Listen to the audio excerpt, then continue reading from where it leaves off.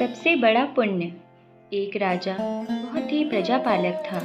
वह हमेशा प्रजा के हित में प्रयत्नशील रहता था। वह इतना कर्मयोगी था कि अपना सुख, ऐशो आराम सब छोड़कर सारा समय जन कल्याण में ही लगा देता था। यहाँ तक कि वह पूजा पाठ, भजन कीर्तन आदि के लिए भी समय नहीं निकाल पाता था।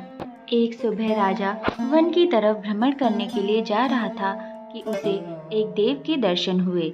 राजा ने देव को प्रणाम करते हुए उनका अभिनंदन किया और देव के हाथों में एक लंबी चौड़ी पुस्तक देखकर उनसे पूछा, महाराज, आपके हाथ में यह क्या है? देव बोले, राजन, यह हमारा बही खाता है जिसमें सभी भजन करने वालों के नाम हैं। राजा ने निराशायुक्त भाव से कहा, कृपया देखिए तो इस किताब में कहीं मेरा नाम भी है या नहीं। देव महाराज किताब का एक एक पृष्ठ पलटने लगे, परंतु राजा का नाम कहीं भी नजर नहीं आया।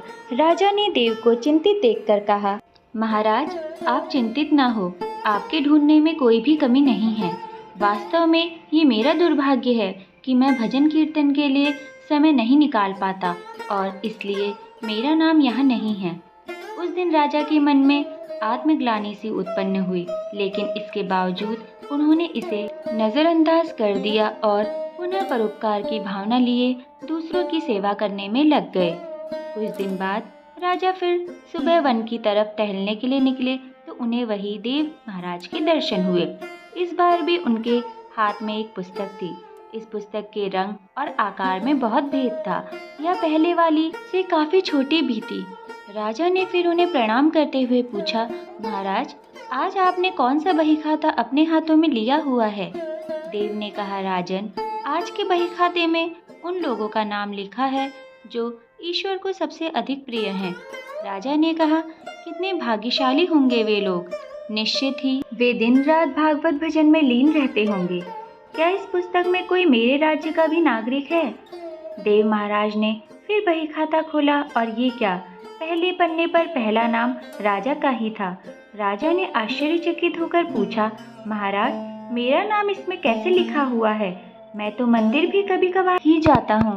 देव ने कहा, राजन, इसमें आश्चर्य की क्या बात है? जो लोग निष्काम होकर संसार की सेवा करते हैं, जो संसार के उपकार में अपना जीवन अर्पण करते हैं तथा जो लोग मुक्ति का लोभ भी त्याग कर प्रभु के निर्बल संतानों की सेवा सहायता में अपना योगदान देते हैं, उन त्यागी महापुरुषों का भजन स्वयं ईश्वर करता है। इसलिए हे राजन, तू पछता मत कि तू अधिक पूजा पाठ नहीं करता। लोगों की सेवा करके तू असल में भगवान की ही पूजा करता है। परोपकार और निस्वार्थ लोक सेवा किसी भी उपासना से बढ़कर है। देव ने फिर राजा को समझाते हुए कहा कि राजन, भगवान दीन दयालु हैं। उन्हें खुशामद नहीं भाती बल्कि आचरण भाता है। सच्ची भक्ति तो यही है कि परोपकार करो, दीन दुखियों का हित करो। अनाथ, किसान व निर्धन आज अत्याचारियों द्वारा सताए जाते हैं। इनकी यथाशक्ति सहायता करो और सेवा करो, यही परम धर्म है। राजा को आज देव के माध्यम से बहुत बड़ा ज्ञान मिल चुका था। अब राजा भी समझ गया था कि परोपकार से बड़ा कुछ भी नहीं और जो परोपकार करते हैं वही भगवान के सबसे प्रिय होते हैं।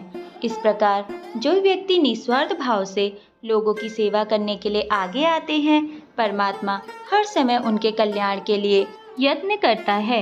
इसलिए कहा भी गया है, परोपकाराय पुण्याय भवति, अर्थात दूसरों के लिए जीना, दूसरों की सेवा को ही पूजा समझकर कर्म करना तथा परोपकार के लिए अपने जीवन को सार्थक बनाना ही सबसे बड़ा पुण्य है। जब आप भी ऐसा करेंगे तो स्वतः ही आप उस ईश्वर के प्रिय भक्तों में शामिल हो जाएंगे। अगर आपको यह वीडियो पसंद आई हो तो इसे लाइक कीजिए और अन्य लोगों के साथ भी शेयर करना ना भूलें। धन्यवाद। हर हर महादेव।